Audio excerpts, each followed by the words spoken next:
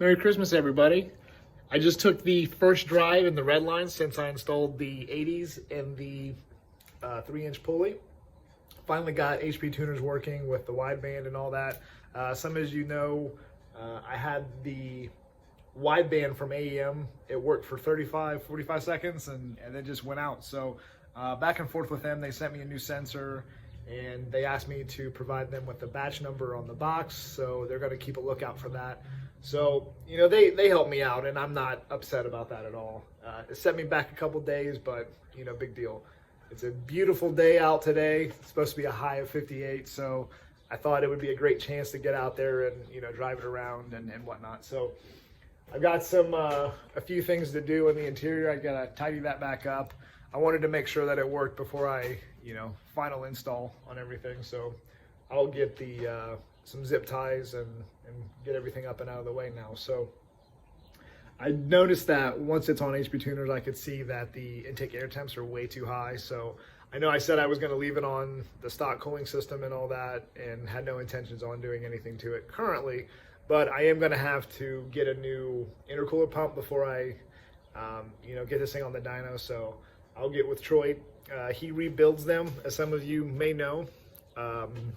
You send him your core and he'll send you one for, it's like 48 bucks, you know, so it's less than half of what you can buy a new one for. And, you know, I've ran his pumps before and have no problem with them. I will be making changes to the cooling system in the future, so that stock pump isn't going to be necessary. I plan on doing something completely different. Nothing that I've ever seen offered for this car.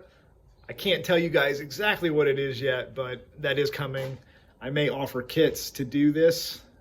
We'll see what kind of interest there is in it. But another thing, I will be prepping these engines for sale. Like I said, I'm not sure if I mentioned last time, but one of the engines was bad.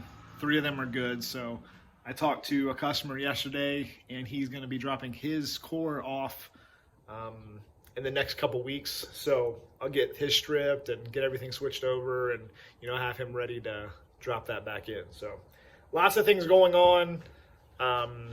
You know, I know that it seems slow going right now, which I'm not happy about, but I am busy behind the scenes. I want to be able to do some more videos. I need to finally invest in a GoPro, I think, if I'm going to be doing more of this. So I need a way to do that easier. So, but we're plugging away, making improvements, and, you know, trying to make strides to be better. So again, you know, I'm doing this for you guys. So if you have any suggestions, feel free to drop them.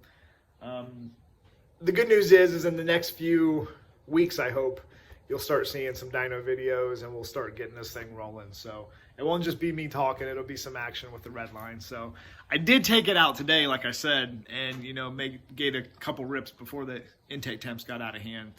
I was making sure there was no knock or anything like that, and decided to take it to the car wash and get it washed up. Max showed up yesterday to pick up his supercharger, and he dropped off this white bumper. It's a base model bumper, but I actually kind of like the way it looks. Nice little change of pace. The inner fenders lined up pretty decent. I've got a couple clips in there because I will be taking this off quite often in the next month or so. So I don't want to, you know, mess up my nice bumper over there. So once everything's, you know, final, I will put the factory bumper back on. But I really do like this. I had talked to a guy named Ricky on the forums a while ago about doing this to my redline bumper. The base model cars actually have this opening, which I think is a good idea for airflow and, you know, keeping underhood temps down, which I might end up having my factory or another factory bumper, redline bumper, modified for this base model grill. Now that I have a base model bumper I can do that with, but I'm actually content with the way it looks. I mean, I kind of like that little sleeper status, and, you know, that kind of brought me to my next point. I finally came up with the name for the project. Some of you know that I purchased this car from Karen, who was the original owner, put, you know, the 224,000 miles on it before I got it, and took great care of it. I met Karen for the first time at Tail of the Dragon a few years ago. and she is a sweetheart of a lady. She's super cool. But one thing that you would never expect out of Karen is she is a real strong partier. So you wouldn't expect it. So it's kind of sleeper, if you will. And I think that the perfect name for this project is Miss Karen, because, you know, it's just so unsuspecting, and after it's all said and done, I'm going to surprise a lot of people with this car, I think. So that's what I'm going to go with. Miss Karen is the name of the Redline. So from here on out, I'm going to be referring to it as such.